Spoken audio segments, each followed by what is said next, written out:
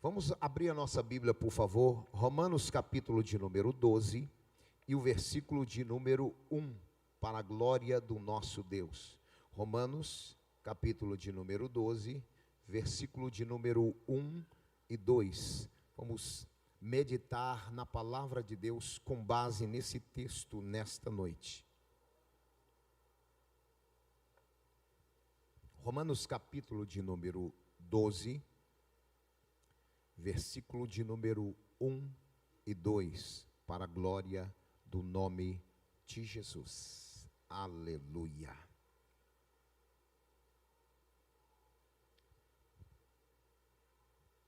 Quantos encontraram, digam amém.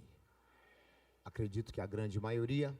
Romanos capítulo 12, versículo de número 1 e 2, a Bíblia diz assim: portanto, irmãos, peço que vocês se ofereçam completamente a Deus como um sacrifício vivo, dedicado ao seu serviço e agradável a Ele.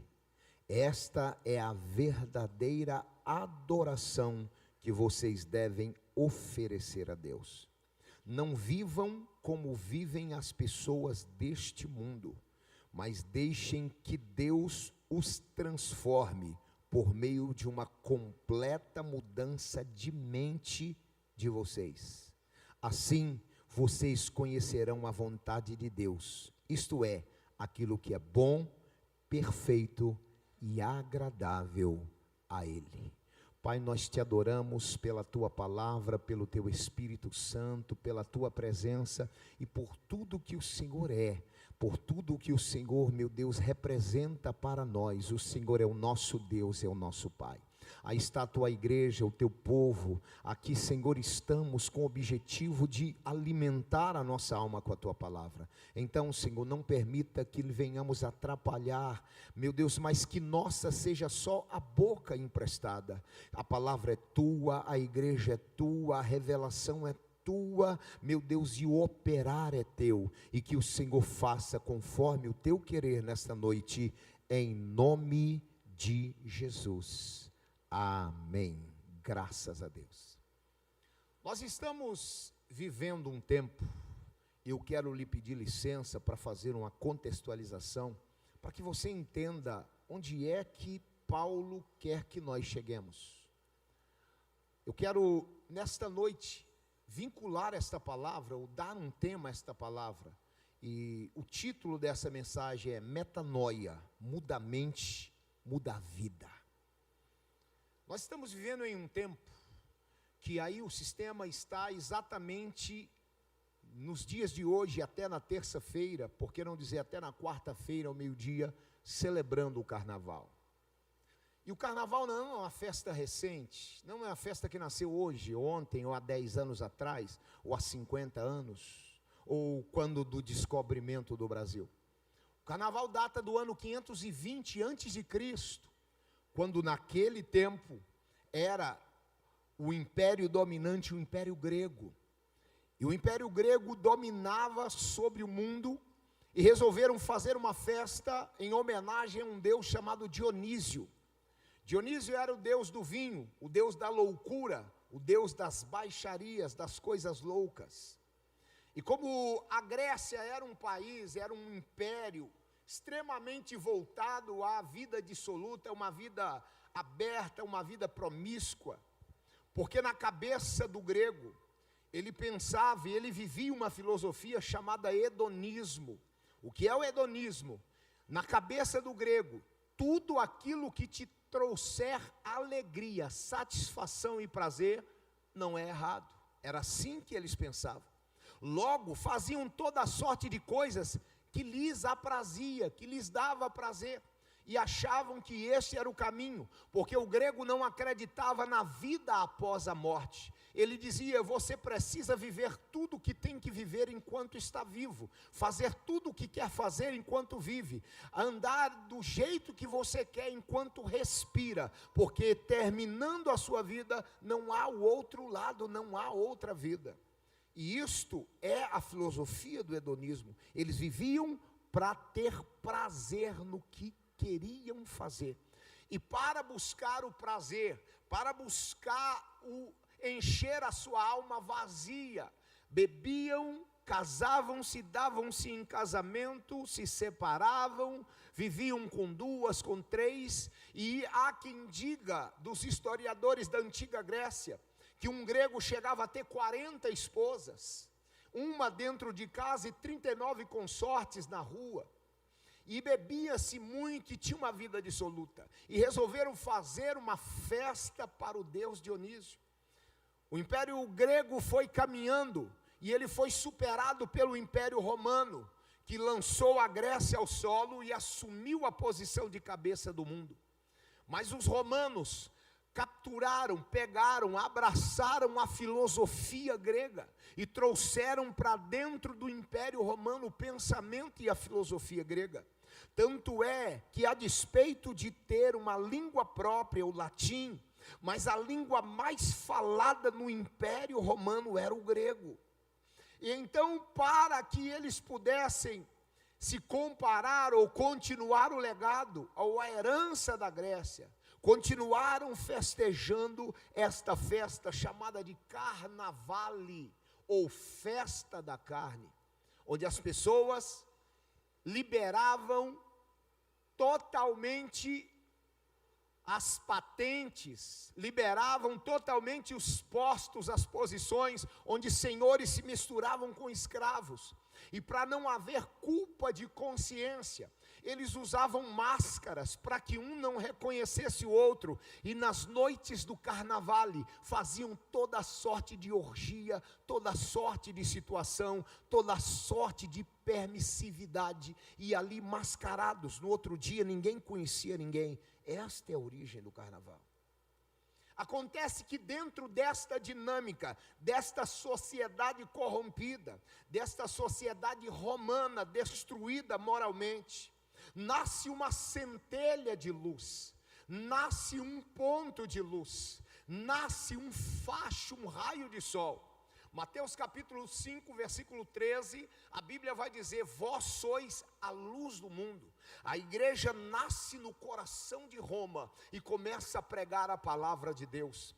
Na medida que a igreja vai pregando a palavra de Deus, o evangelho vai avançando, almas vão se convertendo, pessoas vão mudando de vida, vão deixando toda sorte de promiscuidade e imoralidade, e agora, vivendo em santidade, abraçam a fé, começam a caminhar com Cristo, e a igreja começa a expandir. Mas na medida que a igreja expande, a verdade incomoda a mentira. E então aqueles que não gostavam, não queriam viver na verdade, começaram a perseguir a igreja terrivelmente. E em meio à perseguição, e em meio às influências, e em meio à cultura, o que começa a acontecer é uma influência das trevas contra a luz. E alguns irmãos começaram a fraquejar na fé, outros começaram a olhar para o mundo com bons olhos e trazer para a sua vida pessoal, não exatamente para dentro da igreja, mas para a sua vida pessoal, alguns costumes lá de fora, alguns costumes do sistema, e começaram a viver uma vida dupla, uma vida dúbia. Ora estavam adorando, ora estavam no secreto praticando coisas que não deveriam praticar. De sorte que a igreja começa a sofrer um baque. O avanço da igreja romana começa a caminhar a passos mais lentos. Deus então visita Paulo lá em Filipos, em um momento de revelação. Deus diz a ele: pega a tua caneta, a tua pena, e agora começa a escrever uma mensagem para a minha igreja lá em Roma. Eu preciso orientar, eu preciso direcionar, eu preciso trazer luz ao pensamento dos meus filhos, e eu vou usar as suas mãos, Paulo, para que faça isso. E então Paulo começa a escrever a carta aos romanos, e vem dando uma série de orientações, direções para a igreja de Roma, até que ele chega no capítulo 12, e ele então vai escrever duas grandes orientações para a igreja, que cabem também para nós nos dias de hoje, na medida que a palavra de Deus ontem tem o mesmo efeito hoje, a mensagem de ontem vale para hoje, a direção de ontem é a mesma direção de hoje, a revelação de ontem é para nós nos dias atuais. A palavra de Deus não passa, ela atravessa os séculos, sendo a palavra de Deus. E o próprio Jesus disse: passa o céu, passa a terra, mas a palavra de Deus não passa, ela permanece de geração em geração para a sua igreja. Aleluia! E então Paulo olha para a igreja e ele percebe uma coisa: que a influência da cultura romana começa a trazer uma prática desconexa, diferente, divergente, e as pessoas começam a usar o seu corpo, ou fazer coisas conforme os romanos faziam, que desagradavam a Deus. Então Paulo pega e escreve o versículo 1: rogo-vos, pois, irmãos, peço com muita veemência, crentes de Roma, peço a vocês, meus queridos e amados irmãos, que não hajam desta maneira, mas apresentem o seu corpo como sacrifício vivo, santo e agradável a Deus, que é o vosso culto racional. Paulo está dizendo: o Antigo Testamento, o holocausto, o sacrifício, o cordeiro queimado no altar, era uma oferta para Deus, era um ato de adoração, era a celebração de aliança com Deus, era um momento de perdão de pecados, era um momento onde o pecado que separava o homem de Deus, Deus tirava o pecado de lado, porque Isaías 59:2 vai dizer, 59:1, a mão do Senhor não está encolhida para que não possa abençoar, nem o seu ouvido agravado para que não possa ouvir. Versículo 2: mas os vossos pecados e iniquidades fazem divisão entre vós e o vosso Deus. E lá no altar do holocausto, no altar do sacrifício, Deus apartava o pecado do pecador, Deus justificava o pecador, Deus liberava perdão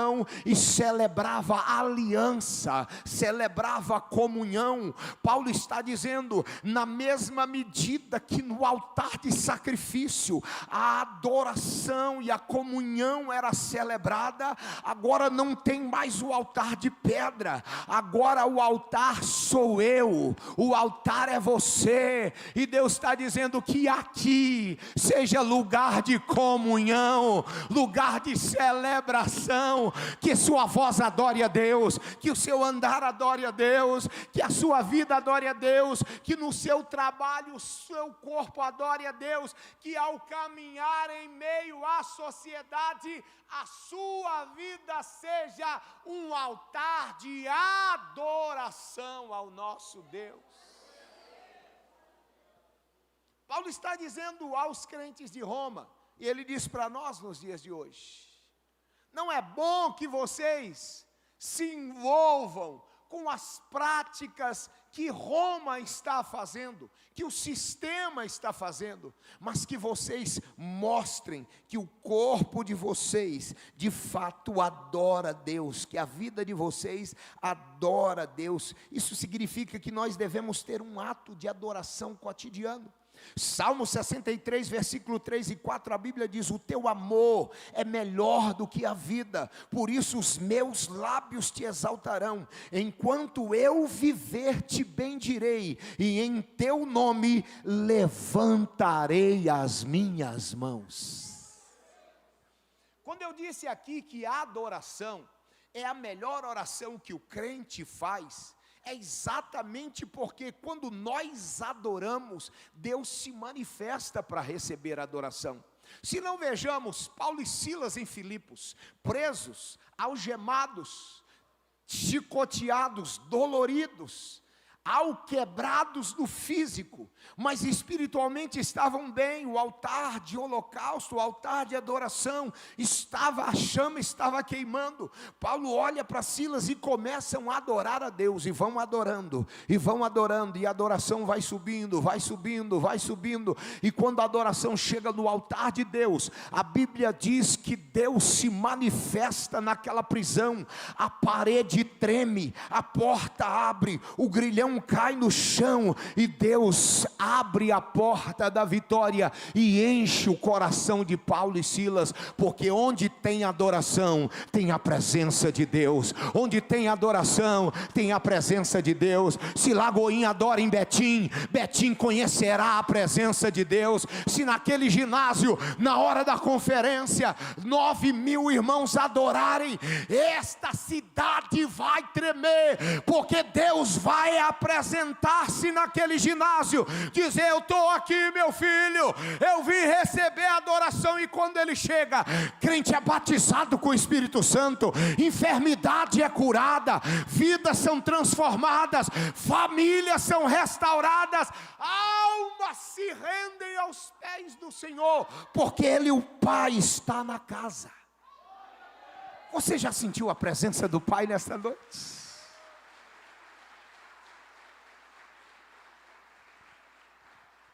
Sacode esse crente que está do seu lado assim, olha para ele sorrindo e diga assim: já sentiu a presença do Pai nessa noite? O Pai está na casa. Aleluia. Paulo continua dizendo que o sacrifício ou a adoração não é mais queimar um holocausto, ou um cordeiro, ou um carneiro, mas somos nós oferecendo a Deus sacrifícios de louvor. Quando você abre a boca para adorar a Deus, é como você estivesse queimando um holocausto, um sacrifício agradável a Deus, e Deus recebe a adoração e abre o céu sobre a sua vida.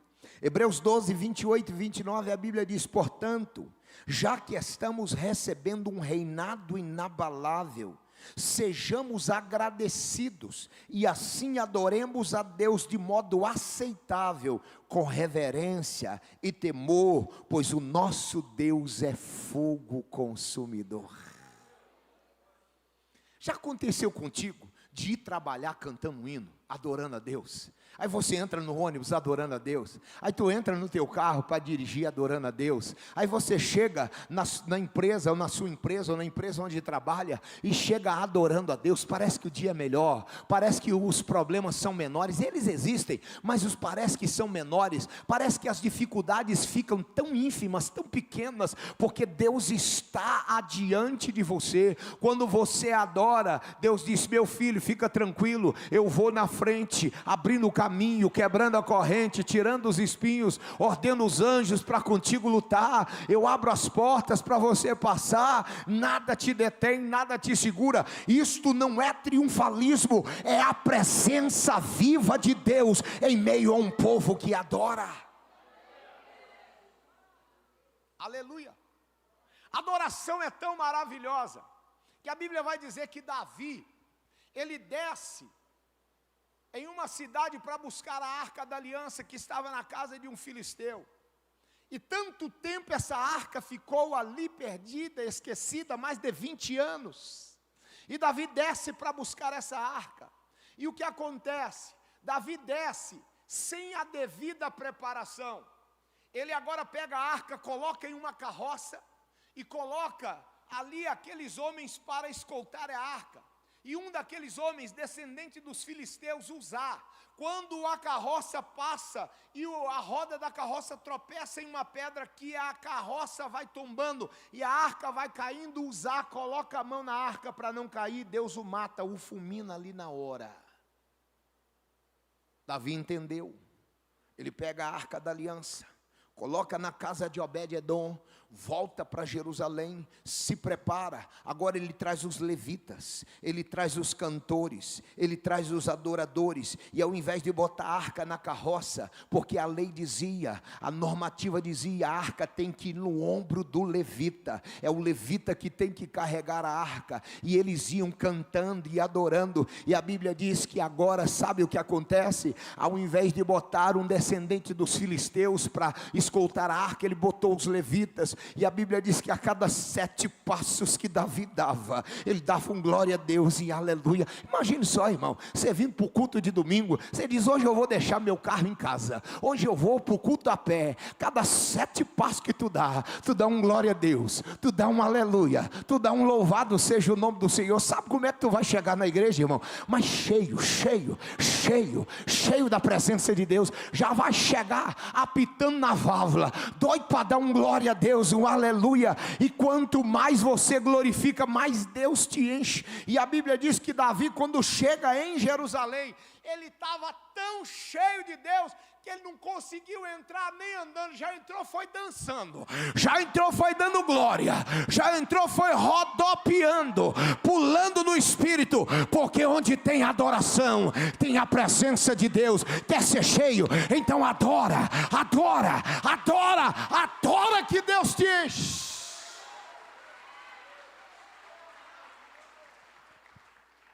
Aleluia. Mas Paulo vai dizer mais.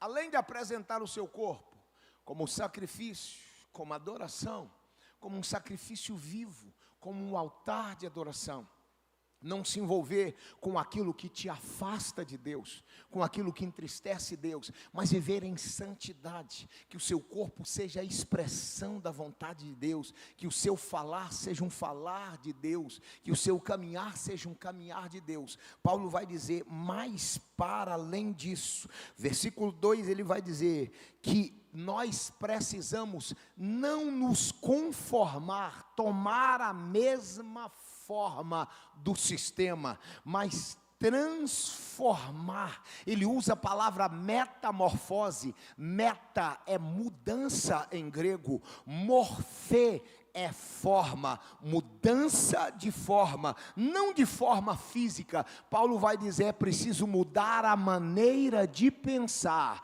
mudar as lentes com que eu vejo o mundo. Metamorfose, mudança de pensamento. E ele vai dizer, essa mudança tem que ser operada pela transformação do vosso entendimento. Aqueles padrões antigos, aquilo que eu aprendi antigamente como padrão de vida dentro do sistema, Paulo está dizendo, em Cristo é diferente. Quando você vem para Cristo, as velhas coisas passaram, Deus faz uma transformação e tudo se faz novo.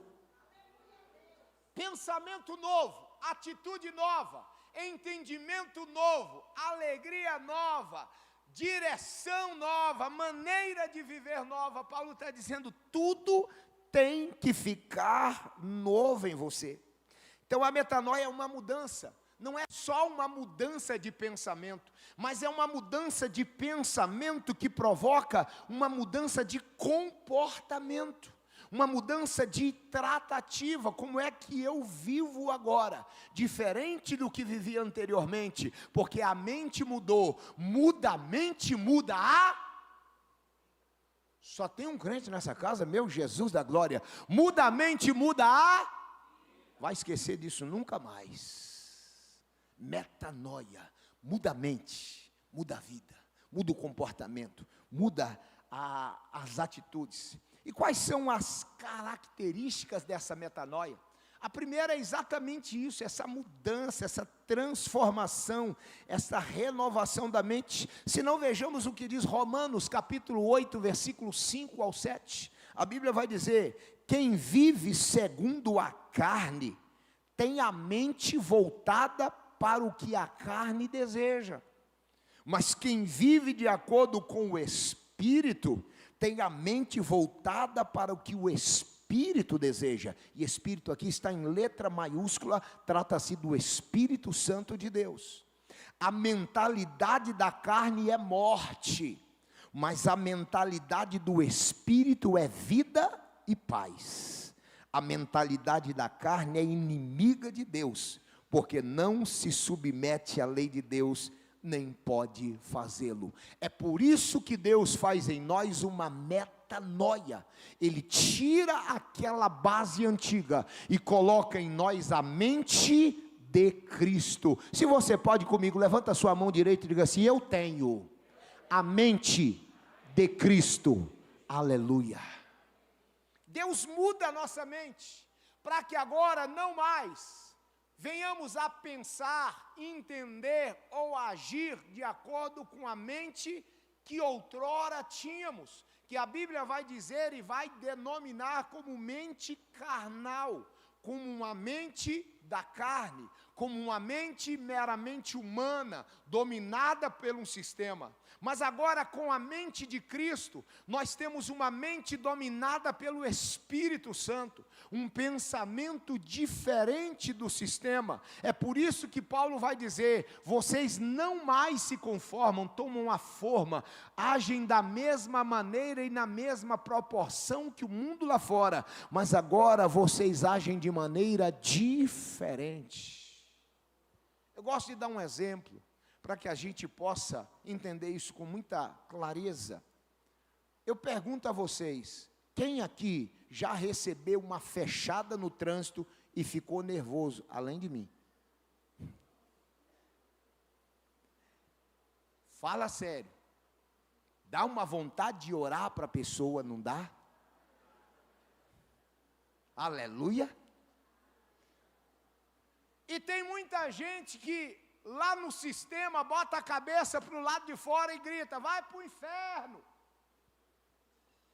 Com a mente de Cristo, eu estou lutando para tirar as pessoas do inferno e trazê-las para o céu.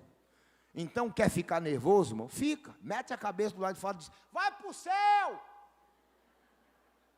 Está no meu caderno, viu? De oração, vou orar hoje por você, vai ver se eu não oro.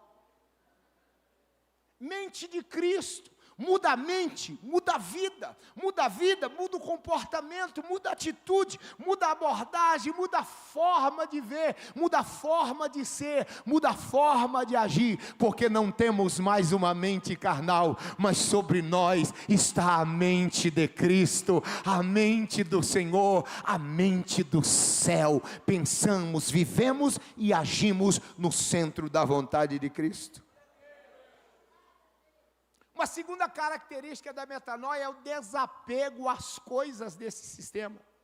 Significa que nós não mais nos conformamos com os valores e as normas desse mundo, mas nós agora olhamos para o mundo, para o sistema, com as lentes de Deus, e agora temos um confronto. Por que é que você acha que as pessoas te chamam de cristão evangélico protestante? Porque Deus não nos chamou para sermos cristãos evangélicos cordatos, cristãos evangélicos que não discutem aquilo que é a verdade, cristãos evangélicos, cada macaco no seu galho. Não, nós somos cristãos evangélicos protestantes, protestamos contra a verdade, porque protestamos contra a mentira, porque levantamos a bandeira da verdade, que não é uma filosofia, não é o meu pensamento, não é o seu pensamento, mas é a palavra de Deus, o pensamento de Deus, a direção de Deus para a nossa vida. 1 Pedro capítulo 1, versículo 13, 14, 15 e 16, a Bíblia diz: portanto, estejam com a mente preparada, prontos para agir, estejam alertas e ponham toda a esperança na graça que será dada a vocês, quando Jesus Cristo for revelado. Como filhos obedientes, não se deixem amoldar pelos maus desejos de outrora, quando viviam na ignorância, mas assim como é santo aquele que os chamou, sejam santos vocês também em tudo o que fizerem, pois está escrito: sejam santos, porque eu sou santo, diz o Senhor. A palavra santo, da língua hebraica, é kadosh, Do grego é hagios. Sabe o que significa na literalidade? Separado. Separado de quê? Do sistema, separado do erro, separado do pecado, separado das práticas ruins, separado para o uso exclusivo de Deus. Imagine só, que esse violão aqui fosse do pastor Mateus, e de repente ele fizesse uma afinação muito especial, fizesse uma afinação em Fá, para tocar uma peça clássica. E de repente o temor dele é que se outra pessoa utilizasse esse violão, trocasse a afinação pelo lado diapasão, atrapalhando o momento dele utilizar o violão, porque ele precisava da afinação em Fá. E então, para que isto não acontecesse, para que ninguém utilizasse esse violão, ninguém descaracterizasse a afinação, ninguém mudasse a característica desse violão, era como se o pastor Mateus escrevesse uma placa e colasse aqui: uso exclusivo do Mateus. Aí ninguém pegava, aí o Samuel não pegava, aí o Vavá não podia pegar, aí ninguém podia botar a mão, porque é uso exclusivo do Mateus. Imagina que quando eu e você abraçamos a fé, aceitamos a Cristo, sabe o que é que Deus fez? Botou um selo em você, mas não é um selo do correio, é um selo chamado Espírito Santo, e escreveu assim: uso exclusivo do céu, ninguém pode usar, agora você é meu templo, é minha morada, é meu filho, é minha filha, você faz parte do meu reino. Uso exclusivo do céu, isso é ser santo. Ninguém pode usar, ninguém pode mudar a afinação, ninguém pode mudar a característica, porque o céu te escolheu, o céu te elegeu, o céu te lavou com o sangue do Cordeiro, te justificou, te vestiu de vestes brancas, escreveu o meu e o seu nome no livro da vida. Jesus, o Pai eterno, assumiu a paternidade e diz: agora você é meu filho. O diabo não pode mais te usar, o sistema não tem lugar mais na sua vida, porque agora você é kadosh, é separado, é santo, é ungido para a glória do nome de Deus. Aleluia! A sua vida, a minha vida é para a glória do nome de Jesus. Aleluia! Glória a Deus!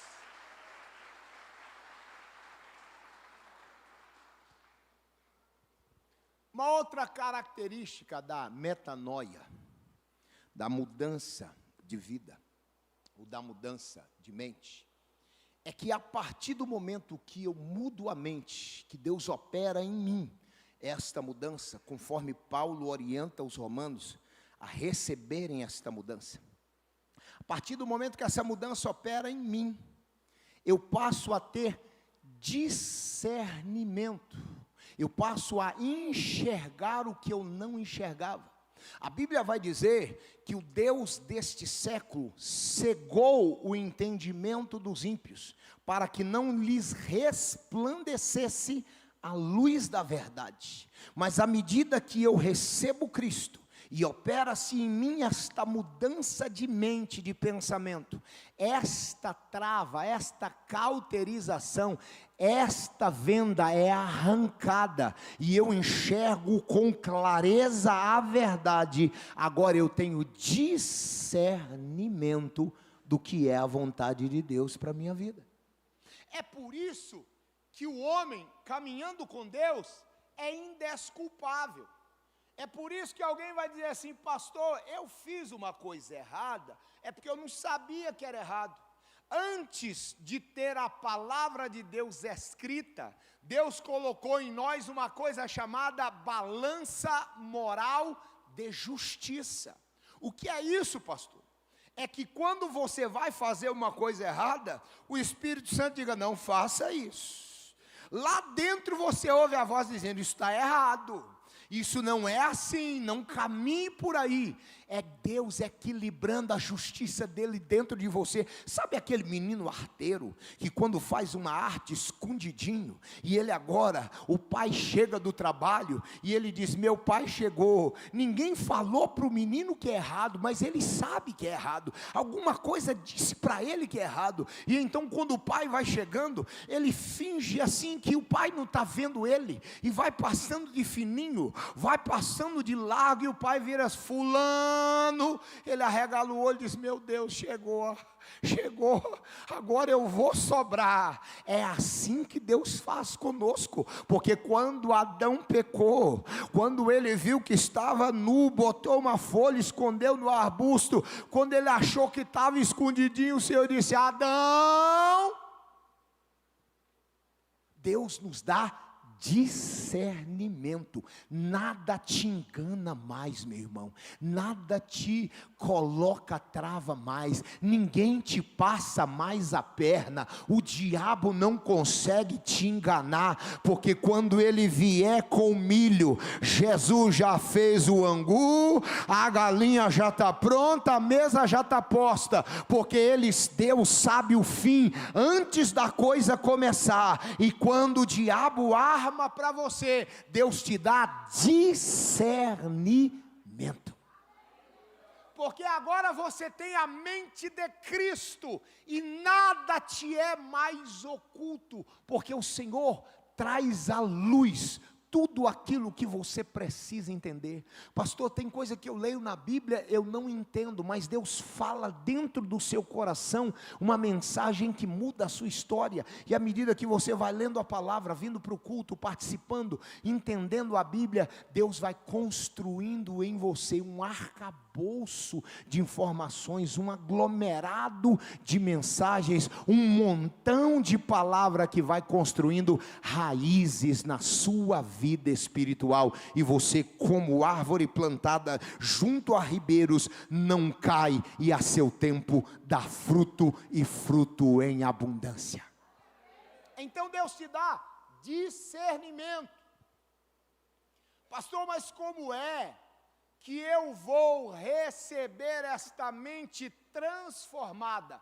Qual é o caminho? O Senhor já disse que o pecado separa o homem de Deus. O Senhor já falou conosco que o sistema é corrompido e Ele quer destruir a minha vida.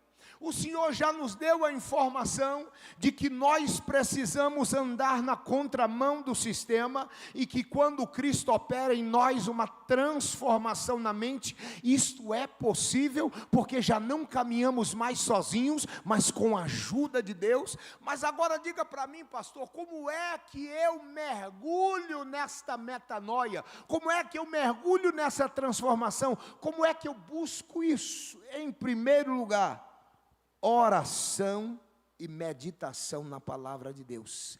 Lâmpada para os meus pés é a tua palavra, Senhor, e luz para os meus.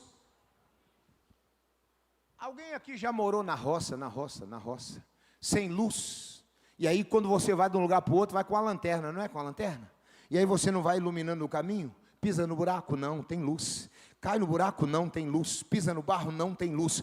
Lâmpada para os meus pés é a tua palavra. Quando você ora, quando você medita na palavra de Deus, sabe o que acontece? Você medita, Deus planta a semente. Você ora, Deus derrama poder. Palavra e poder, palavra e poder. Deus vai te levantar como um forte guerreiro, e por onde você passar, o Senhor vai usar a sua vida com autoridade, porque você está cheio da palavra e cheio do Espírito Santo de Deus. Aleluia!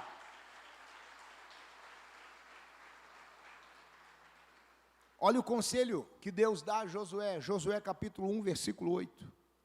Não se aparte da sua boca o livro desta lei, antes medita nele de dia e de noite, para que tenhais cuidado de fazer conforme tudo quanto nele está escrito, porque então farás prosperar o teu caminho e serás bem sucedido. Segredo do sucesso do crente: obediência à palavra. Mas como eu posso obedecer a palavra? Quando eu conheço a palavra. E como é que eu conheço a palavra? Lendo a palavra, meditando na palavra, estudando a palavra.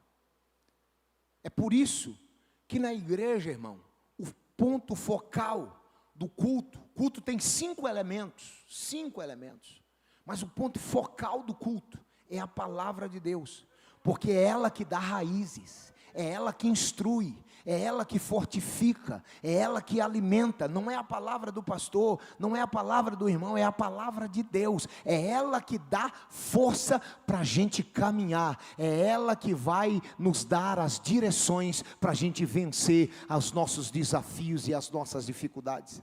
Então o conselho de Deus para Josué é: mantenha-se nesta palavra, leia todo dia, medite nela, reflita, coma, se alimente desta palavra, para que você caminhe com alegria todos os dias adorando o Senhor. Eu aproveito para te fazer um convite, irmão. Vem para o culto de segunda-feira, o culto da palavra. Vem mergulhar na palavra de Deus conosco.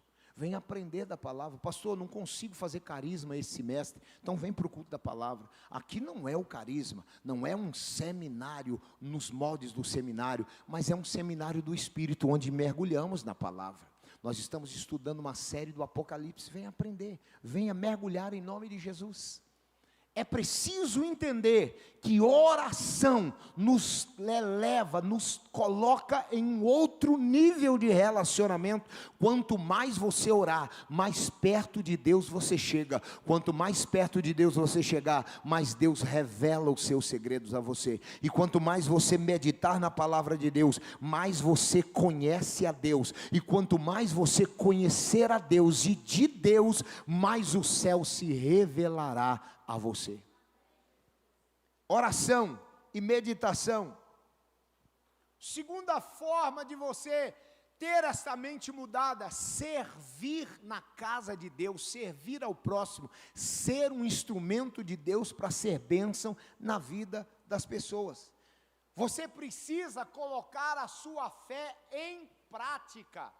Tudo aquilo que eu tenho, por melhor que eu tenha, ou por melhor que seja uma ferramenta, mesmo que afiada seja, se for encostada no canto da parede e viver sem uso, em um momento o cabo de madeira vai apodrecer, em um momento aquela lâmina vai embotar, vai ficar cega, ou vai enferrujar, porque ferramenta, quanto mais se usa, mais ela melhora, mais ela afia, mais ela se amolda às mãos daquele que está utilizando. Então o cristão tem que viver a fé. E como é que eu vivo a fé? Além de crer de uma forma abstrata, é fazer no mundo natural obras que revelam a minha fé, obras que mostram que eu tenho fé e que eu caminho em fé com Deus. Ei, salvação não é por obras, mas nós revelamos que a salvação já se operou em nós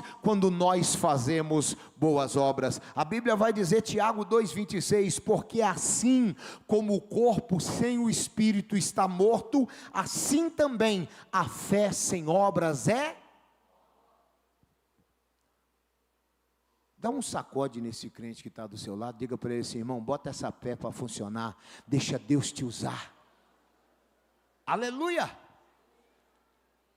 Viver em fé, em ação, nós devemos buscar a oportunidade de demonstrar a nossa fé. Alguém lhe procurou, pediu uma oração, ore por essa pessoa, ela tem um problema que precisa ser resolvido, está nas tuas mãos a condição, a possibilidade, deixa Deus te usar, deixa Deus fazer. Deixa Deus te abençoar.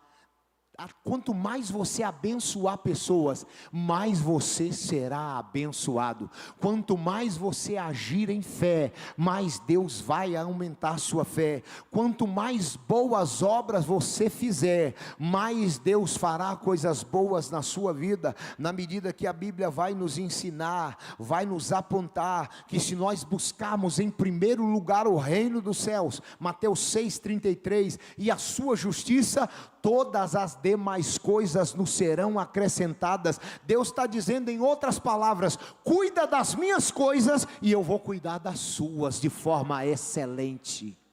de forma abençoada, e vai ser ainda melhor do que você imaginava, porque Deus é poderoso para nos dar infinitamente mais do que aquilo que pedimos ou pensamos.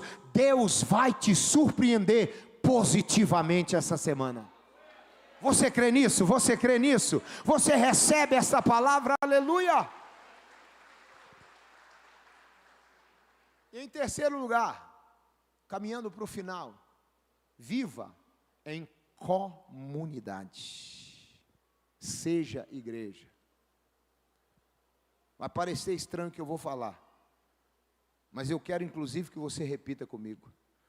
Põe a mão no teu peito e diga assim: eu sozinho não sou igreja. Pastor, que loucura é essa?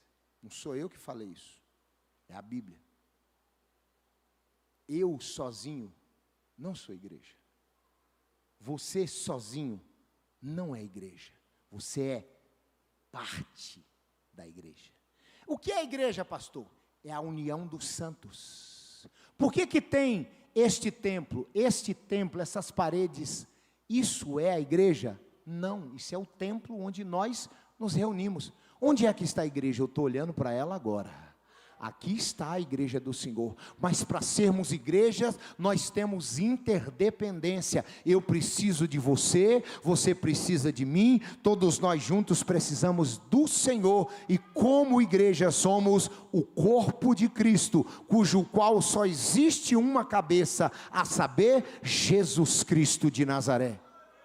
Pastor, de onde o senhor tirou essa teoria louca de que eu sozinho não sou igreja? Efésios 4, 15 e 16, a Bíblia diz: antes, seguindo a verdade em amor, cresçamos em tudo naquele que é a cabeça, Cristo, do qual todo o corpo bem ajustado e ligado pelo auxílio de todas as juntas, segundo a justa operação de cada parte, faz o aumento do corpo para a edificação em amor. A Bíblia vai dizer que nós somos corpo, a igreja é corpo. Se chegar uma pessoa, com todo respeito e desvelo, agora com toda a seriedade do meu coração e respeito, se chegar uma pessoa faltando o pé porque amputou em face de uma necrose, em face talvez de um problema de diabetes ou um acidente, precisou amputar o pé, e esta pessoa chegar aqui de muleta ou com uma prótese sem o pé, eu pergunto: essa pessoa é um corpo sem o pé? Sim ou não? Sim.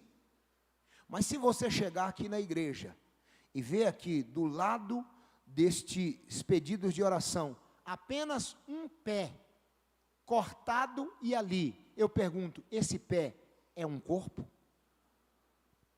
É disto que eu estou falando. Você sozinho não é um corpo, mas nós juntos somos corpo, somos igreja. Veja o que Paulo escreve. 1 Coríntios capítulo 12, 1 Coríntios 12, a partir do versículo 12, Paulo diz: Cristo é como um corpo, o qual tem muitas partes, e todas as partes, mesmo sendo muitas, formam um só corpo. Assim também, todos nós, judeus e não judeus, escravos e livres, fomos batizados pelo mesmo Espírito, para formar um só corpo, e a todos nós foi dado de beber do mesmo Espírito, pois o corpo não é feito de uma só parte, mas de muitas. Se o pé disser: já que não sou mão, não sou do corpo, nem por isso deixa de ser do corpo. Se o ouvido disser: já que não sou olho, não sou do corpo, nem por isso deixa de ser do corpo. Se o corpo todo fosse olho, como poderíamos ouvir? E se o corpo todo fosse ouvido, como poderíamos cheirar? Assim Deus colocou cada parte diferente do corpo,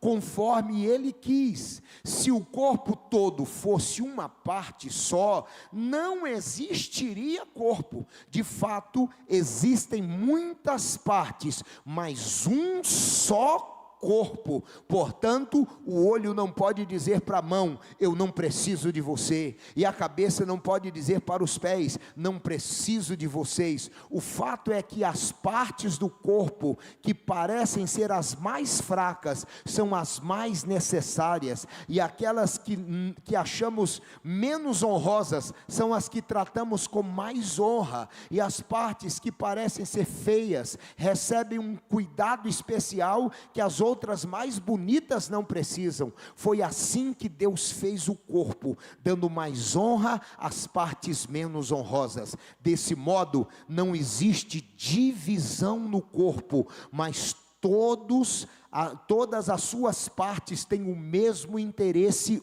umas pelas outras. Se uma parte do corpo sofre, todas as outras sofrem. Se uma é elogiada, todas as outras se alegram com ela. Pois bem, vocês são corpo de Cristo, e cada um é uma parte desse corpo. Sozinho eu sou parte, unido nós somos igreja, somos corpo, somos exército de Deus.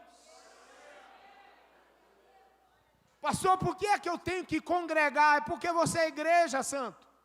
Pastor, por que eu não posso tomar a ceia lá em casa e congregar lá e ficar só no online? Porque você é igreja, santo. Porque você é corpo, é quando está na união, na comunidade, na comunhão dos santos. Pastor, por que eu não posso simplesmente aceitar Jesus e andar de qualquer jeito, do meu jeito, do jeito que eu achar legal? Não quero saber de pastor, não quero saber de igreja, não quero saber de ser membro de nada, de carteirinha de nada, eu quero só aceitar Jesus. Por que eu não posso fazer isso? Vai ser um pezinho cortado, do lado, andando, meio estranho, mas quando você vem para o corpo, você é parte do corpo, você é igreja de Cristo, você é noiva do Cordeiro, lavada, remida no sangue de Jesus, e juntos eu preciso de você, e você precisa de mim, e todos nós precisamos de Jesus, e a Bíblia nos ensina, é melhor serem do que ser, porque se um cair, o outro... Vira para o seu irmão e diga assim: conta comigo, meu irmão, somos corpo, somos igreja. Conta comigo, minha irmã, somos corpo, somos igreja.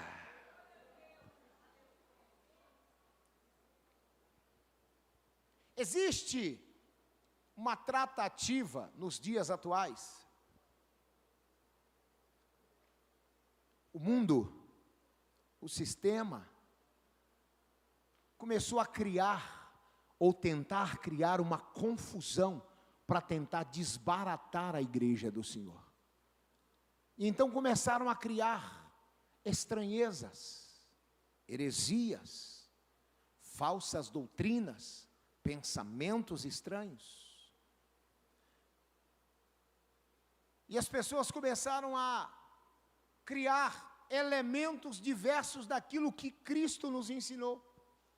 Na época da pandemia, não se podia reunir nos templos, e nós nos reuníamos em casa online, mas a pandemia passou, e algumas igrejas em outros países, aqui no Brasil ainda não vi, mas em outros países, hoje, entregam a ceia pelo correio, pelo Sedex, pelo FedEx, e as pessoas ligam a TV, sentam-se na sala e participam da ceia, em casa, sem ir à igreja.